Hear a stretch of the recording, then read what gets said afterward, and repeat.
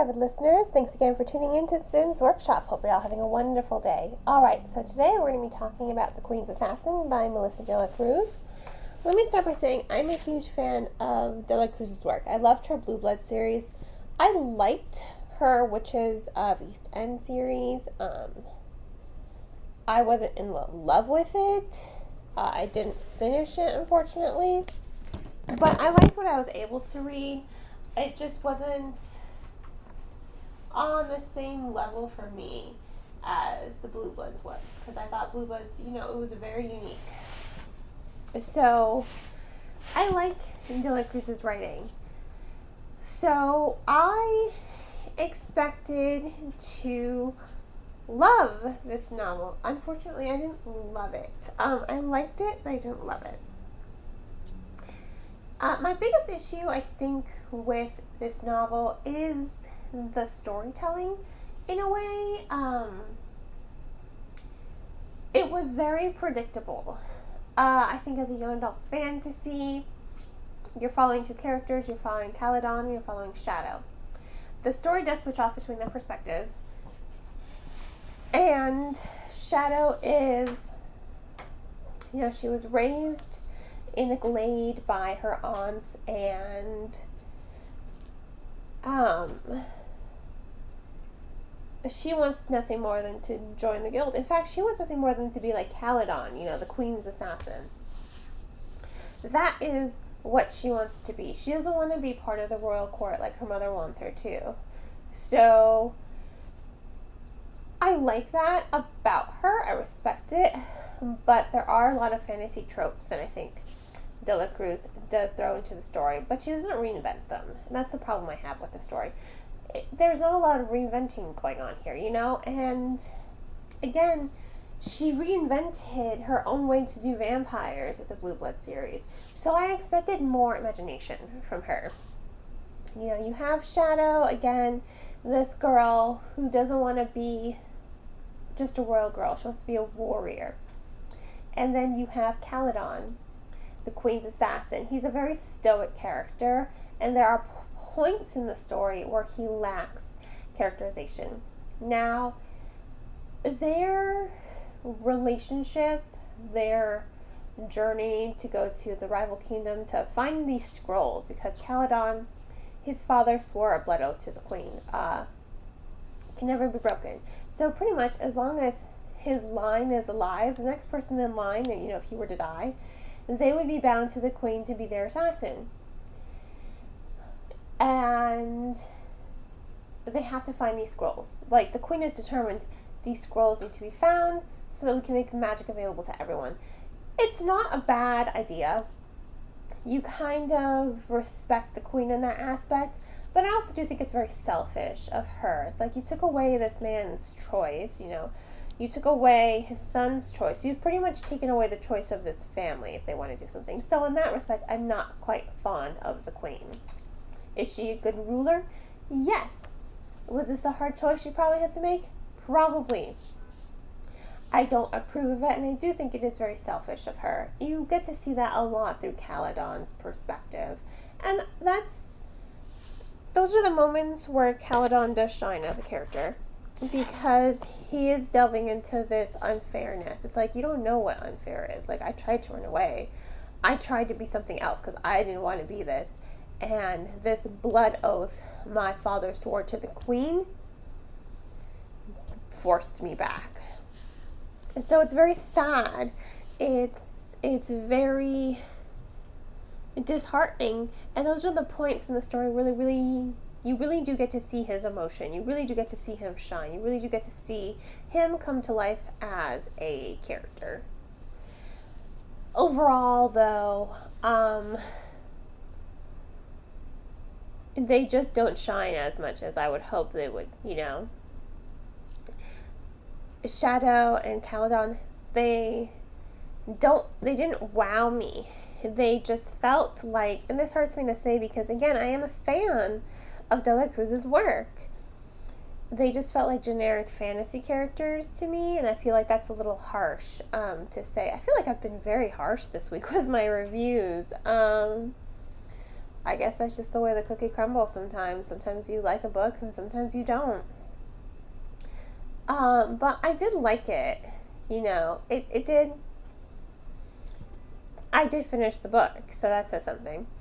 I did like how the story developed, even though it was super predictable. That plot twist at the end, it was so predictable. I saw it coming from chapter 1 to the point where I'm just trying to remember, like, are we sure she didn't mention her lineage in chapter 1? I saw it coming a mile away. It was super predictable. It was kind of just not out of nowhere. It's just like, oh yeah, I saw that coming a mile away. Even throughout the story, I'm like, wait till you find out her lineage. So I'm like, I was so certain she mentioned her lineage early on. I'm so certain that she did, but she didn't. Because it's supposed to be this big plot twist, this big reveal. Yeah, it was. It certainly did not catch me off guard, like I said. And that's just kind of where the story went. And then you have the romance between the two characters. I don't think it worked. I think the friendship between the two characters worked. This building up a friendship, because Shadow's just like, she lies, pretty much. She lies about pretty much everything to Caledon. She breaks him out of prison. She runs away from home, breaks him out of prison so that she doesn't have to be part of the royal court. And so that she can be his apprentice, fakes a seal and says, yeah, I was sent here, this is my first test, to break you out of prison, so come on, let's carry on with your quest. And he's just like so desperate to get out of prison, he's like thinking, I hope the queen hasn't forgotten me. He's like, okay, fine, let's do this. And later on, he does figure out, he's like, yeah, I should have known better. Like, yeah, Caledon, you should have known better. You knew it was a fake, you knew it was a forgery, you knew she was lying, and you still kind of fell for it. And then he wants to be mad at her for lying. Again, early on, you as the reader know that he knows she's lying. And so I think it's unfair of him to be super mad at him. A little anger is acceptable. A little anger is acceptable. Him just completely ignoring her, I think that's a little too far, because again, he knew she was lying. It's not like it came out of thin air for him. He knew she was lying. Now that big reveal at the end, he didn't see that coming. Well, no, there are hints that there are sentences where he does say, she reminds me of ... never finishes the thought, never finishes the sentence. So in the back of his head, he's aware of her lineage. He knows who she is. But he doesn't. At the same time, I guess he's just not allowing himself to see the truth. And that's pretty much Caledon's biggest issue. He doesn't want to see the truth, so he doesn't see the truth. He blinds himself, and then he wants to be angry at other people. That's kind of unflattering for him. It is realistic, I will say this, there are people like that, but it is still an unflattering take on his characterization. And again, it doesn't help with that romantic bond forming between the characters. That romantic bond, again, it felt like such a stretch. Like Dela Cruz decided, you know what, I'm going to make these two romantic interests midway through the story. So there's this shift between them. And I'm just like, I'm not feeling it. I'm not feeling that romance. I'm not feeling that passion. It felt like it came out of nowhere. And it wasn't very believable to me. So I don't think it worked. I do liked the camaraderie between them as friends, but that was about all I liked. Because, again, it just didn't work for me. This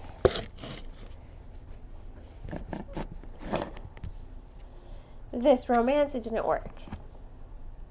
So overall, I'd have to give The Queen's Assassin 3 out of 5 stars. Again, it just doesn't seem... It's not as memorable to me as her Blue Blood series. I feel like it is full of a lot of young adult fantasy tropes. It is incredibly predictable at the end. I was very disappointed by that. So I don't think it's very memorable. I did just start reading The Queen's Secret because I do want to see where the story is going to go, and I'm hoping that the story will improve a little bit. You know, I think a lot of the kinks hopefully got worked out in this novel, and I'm hoping that she goes back to her roots and reinvents, because I think that's where Dela Cruz is great, when she kind of reinvents fairy tales or reinvents a mythology, or reinvents what it means to be a vampire, like with her Blue Blood series. I know I keep referencing that series, but that series was, I love it. It's right here on my bookcase. I'm staring right at it. The entire series. So I think I'm just holding her up to those standards, and I don't think that's unfair, because when you're a writer, your writing is supposed to improve the more you do it. But maybe she just, I don't know. It just didn't wow me as much, and I wish it had, because I was really looking forward to reading this book. But it wasn't poorly written. You know, it just has a lot of cliche tropes in the story. It does have a lot of predictability. Nothing stood out to me. Nothing wowed me. But, you know, I do like the characterization for Shadow. For Caledon, it takes some getting used to, because there are times where he just feels like nothing, where he doesn't have any personality. But those high tension moments where he's like dealing with his feelings, that's where you really get to see him shine. And those are the parts of the story that I really liked. Especially his dynamic with Shadow. Again, that camaraderie, that friendship that forms between them. I like that development. I really do think those instances give them both life.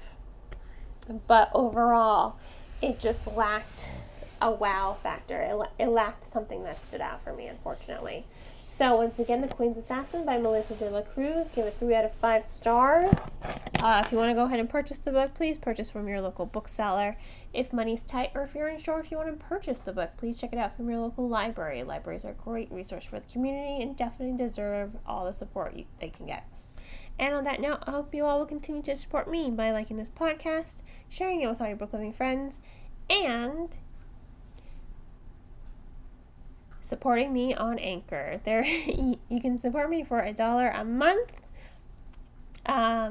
There is information in the description. Hope you all have a great rest of your day, and as always, happy reading.